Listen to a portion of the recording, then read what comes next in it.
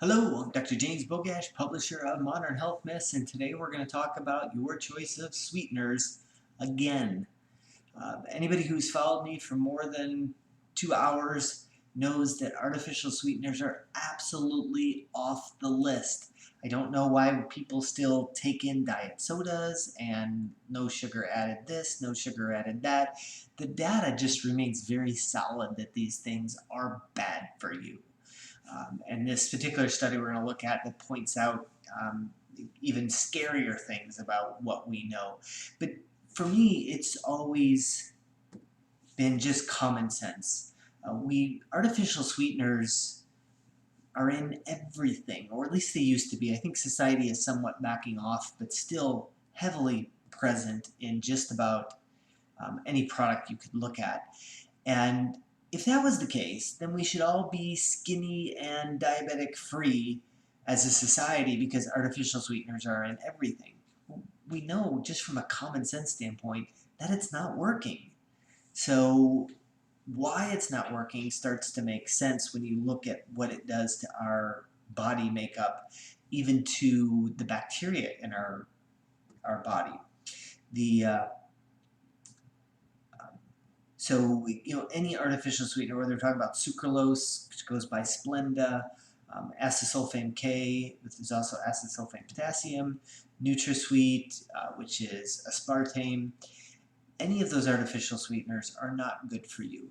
I am also not a terribly big fan of stevia. We don't use those in our household. When I recommend them for patients, it should be a transitional sweetener that we'd use. So you could start using it over here and get used to less and less sweet until you just don't need to sweeten whatever it is that you happen to be sweetening.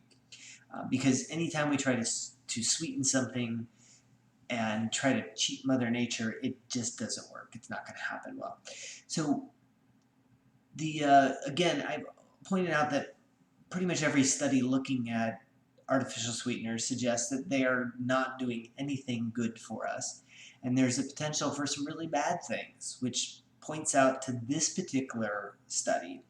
This is keep in mind it's a rat study, but it looked at the gut microbiome, so the bacteria growing in the intestinal tract of these animals, and it looked at what happened when they were fed a variety of different sweeteners, whether it was artificial sweeteners like sucralose, whether it was honey, whether it was stevia, whether it was just plain table sugar, whether it was brown sugar. And the results were pretty interesting, even though not a terribly big surprise. The other thing that they looked at is they combined these sweeteners with a high-fat diet, which is the bane of what we've done to our health here. So let's cut out sugars and then start to add in fats. You look at a ketogenic diet that's done wrong with artificial sweeteners, and so this combination could be awful. And our bodies do not do well with sugar and fat in the same meal. If you think about Mother Nature, there's not a whole lot of compounds out there that combine a lot of sugar and a lot of fat in the same product or plant or whatever.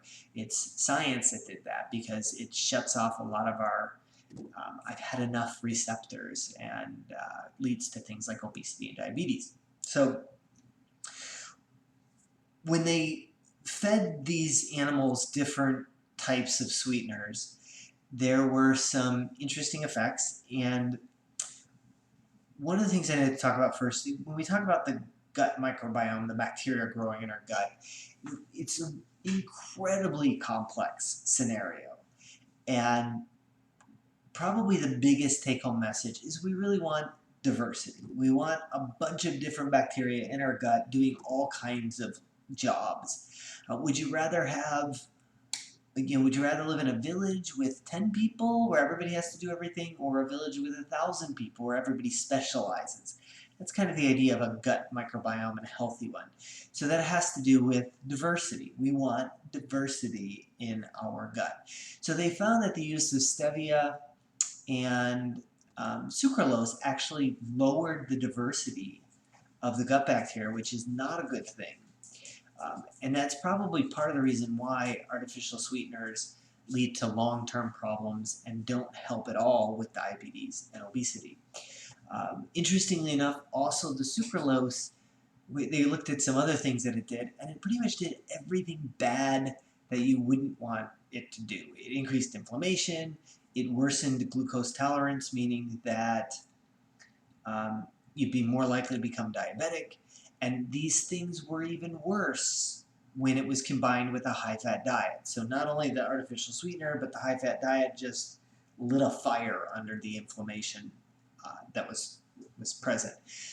Interestingly enough, brown sugar and honey did not produce any of this inflammation, and it actually increased diversity. So it changed and allowed a lot of different types of bacteria to grow and thrive. And that makes sense. I mean, honey, I generally recommend honey as a sweetener in coffee, or if you really need to sweeten, hot tea is good. One of the things with honey, I always recommend a locally grown honey and darker honeys. So darker honeys generally have more antioxidants, and local honeys will have more of the pollens that you're going to be exposed to, which can actually help your gut tone down allergies. It's a concept called sublingual immunotherapy using honey in this particular instance. So the bottom line is just get away from sweeteners, especially artificial sweeteners. If you need to sweeten something, then honey is not a bad option and has a much more beneficial impact on the gut bacteria and how well they play with us. So, as always, I will post a link to this particular study in the comments section. Make sure you like this video, share it with somebody who you think needs the information, and subscribe to the channel.